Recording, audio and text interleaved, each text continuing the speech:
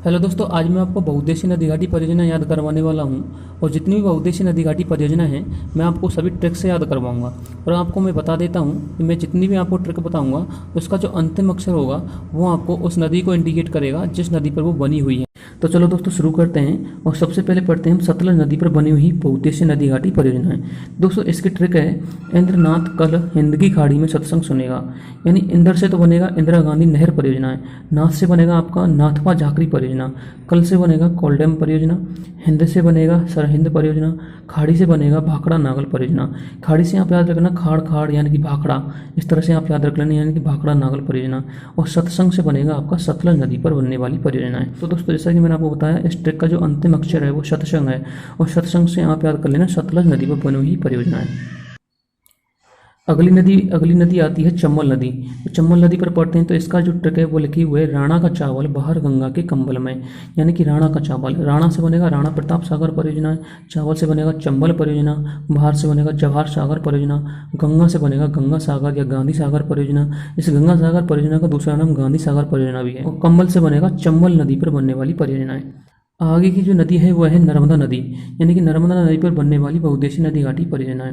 तो इसकी ट्रिक है, ओंकार ने बरगलाकार सरदार को नर से मादा बनाया। यानी कि ओंकार से हो जाएगा ओंकेश्वर परियोजना।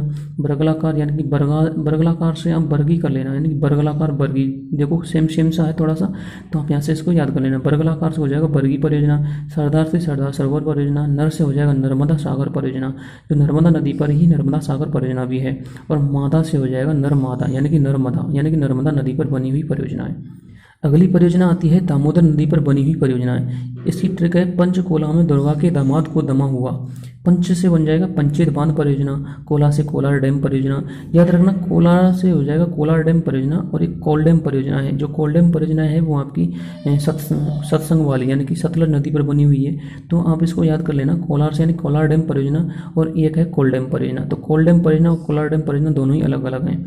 दुर्गा से हो जाएगा दुर्गा बैराज परियोजना, दामाद से हो जाएगा दामोदर परियोजना, और दमा से हो जाएगा दामोदर नदी पर बनी हुई परियोजना है।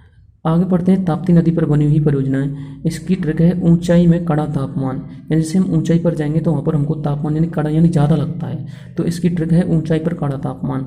ऊंचाई से उकाई बांध परियोजना, कड़ा से काकड़ा परियोजना, और तापमान से हो जाएगा ताप्ती नदी पर बनी हुई परियोजना है। अगली नदी हम पढ़ते हैं चिनाब नदी। चिनाब नदी की बात करें तो इसकी ट्रिक है, सात दुल्हन बगल की नाव में। यानी सात से हो जाएगा सतलज नदी परियोजना, दुल्हन से दुल्हस्ती परियोजना, बगल से बगलिहार परियोजना।